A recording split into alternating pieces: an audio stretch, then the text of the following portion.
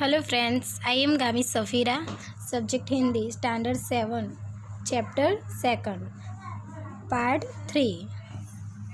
कल हमने देखा था कि पेपर किसे कहा जाता है और किस तरह से फिनलैंड में क्रमबद्ध वर्णमाला का आविष्कार हुआ और पहली क्रमबद्ध वर्णमाला का आविष्कार कैसे हुआ। और हमने देखा था कि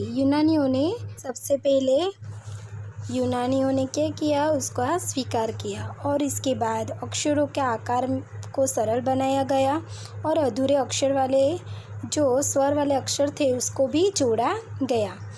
उनके बाद कि पेड़ की जो छाल होती है, पेड़ के पत्ते, चमड़े आदि पर लिखने का काम इसके बाद हुआ है ना।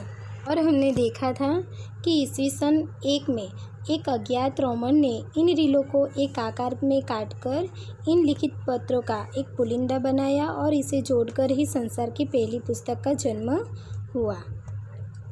भारत के जो प्राचीन इतिहास को भोजपत्र पर लिखा गया और कलम की जगह किसका उपयोग होता था, मोरपंख का उपयोग होता था। मोरपंख की डंडी का उपयोग होने लगा और इसके बाद चमड़े पर लिखने की पद्धति उपयोग में लाई जाने लगी। तो बच्चों, यहाँ तक हमने ये लेसन देखा था। आज हम आगे चैप्टर देखेंगे। सन 105 में चीनियों ने किताब के लिए कागज़ का तोहफा दिया। उन्होंने कपड़ों के चिथड़ों, पेड़ की छालों, मछली पकड़ने के पुराने जालों को गलाकर लुंगड़ी बनाई और उससे लेखन कार्य के लिए एक पदार्थ तैयार किया। क्या किया? सन 105 में चीनियों ने क्या किया? किताब के लिए कागज़ का एक तोहफा दिया। तो कागज़ कैसे बनाया? जो कपड़े होते हैं वो उसके जो चिथड़े और पेड़ की जो छाल, मछली पकड़ने के पुराने जालों को गलाकर लुंगड़ी बनाई और उससे लेखन कार्य के लिए एक पदार्थ तैयार किया। इसी को बाद में कागज़ का नाम दिया गया। आज भी कागज़ लकड़ी की लुंगड़ी से ही तैयार होता है। तो आपको समझ में आया हमारे पास हम जो कागज़ यूज़ करते हैं वो कागज़ किस तरह से बनाया गया है और वो किसकी देन है? चीनियों की देन है ना।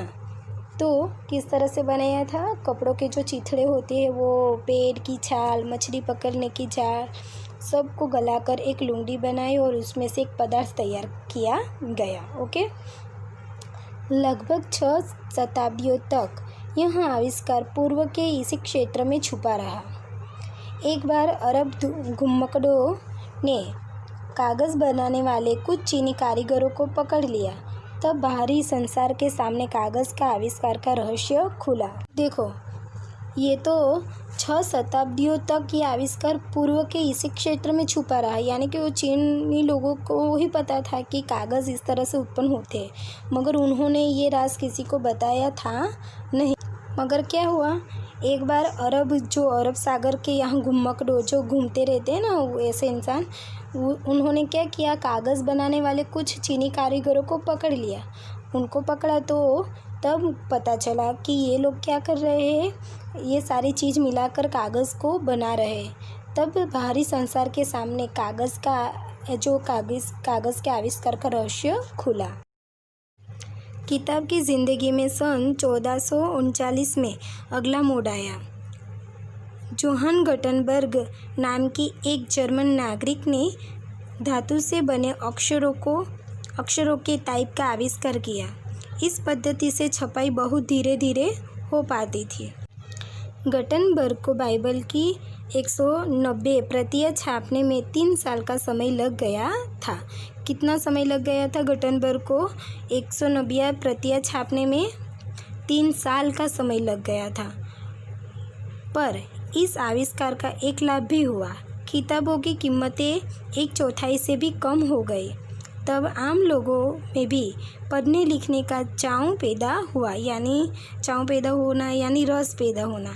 देखते ही देखते यूरोप के सभी देश पुस्तकें छापने लगे। क्या हुआ कि किताब की ज़िंदगी में सन 1439 में अगला मोड़ आया कि जोहान गटनबर्ग का नाम के जो जर्मन नागरिक थे, उन्होंने क्या किया, धातु से बने अक्षरों के टाइप के आविष्कार। आज तो टाइप कंपोजिंग का काम हाथ के बजाय मशीनों से होने लगा है। यह जो किताब तुम्हारे हाथ में है यह भी टाइप कंपोजिंग की पद्धति से ही तैयार की गई है। टाइप कंपोजिंग की ये मशीनें टाइपराइटर की तरह काम करती है। आज तो letter press printing, lithographic printing, gravure printing, offset printing के अलावा फ़ोटो कंपोजिंग मशीनें कंप्यूटरों द्वारा भी चलाई जाने लगी है। तो हमारे पास जो पुस्तक है वो क्या है, वो अभी मशीनों से तैयार होता है। और कौन सी पद्धति से तैयार होता है? टाइप कंपोजिंग की पद्धति से, है ना। कुछ मिलाकर पहले क्रमबद्ध वर्णमाला, फिर कागज़ के आविष्कार और फिर प्रिंटिंग प्रेस के मशीनों के आविष्कार ने पुस्तक की छपाई के काम में अद्भुत क्रांति ला दी है। आज संसार में हर वर्ष लगभग 10 लाख किताबें छपकर प्रकाशित होती है। सभी तरह की, सभी विषयों की। पिछले कुछ दशकों से तो भारत में ही हजारों किताबें कागज़ पर नहीं, इंटरनेट के माध्यम से केवल कंप्यूटर स्क्रीन पर ही छपी दिखाई देने लगी है। क्या हुआ कि पहले तो क्रमबद्ध वर्णमाला, फिर कागज़ का आविष्कार हुआ और इस तरह से प्रिंटिंग प्रेस की मशीनों के आविष्कार से पुस्तक की छपाई होने लगी, है ना। तो ऐसी बहुत अद्भुत क्रांति हमारे विश्व में आने लगी। आज संसार में हर वर्ष कितने 10 लाख किताबें छपकर प्रकाशित होती है और हमारे भारत में भी बहुत सारी किताबों का आविष्कार होता है। और अभी तो इंटरनेट के माध्यम से केवल कंप्यूटर स्क्रीन पर भी बहुत सारी किताबें हमें मिलती है ना। तो हम इंटरनेट के माध्यम से, अभी तो ये लेटेस्ट ज़माना है, तो इंटरनेट के माध्यम से बहुत सारी किताबें हम पढ़ सकते हैं। तो हमने देखा ये लेसन में कि पेपर का आविष्कार कहाँ हुआ, कैसे हुआ, और फिनलैंड के बाद पहले वर्णमाला कहाँ से आई, है ना। तो और ये जो पेपर है ये किसकी देन है? चीनियों की देन है। तो बच्चों, ये जो लेसन था किताबों की कहानी, ये लेसन से हमें बहुत सारा जनरल नॉलेज भी प्राप्त हुआ और हमें पता चला कि कागज़ की उत्पत्ति कहाँ हुई थी और किस तरह से हमारे पास जो बुक्स है उसका आविष्कार हुआ था।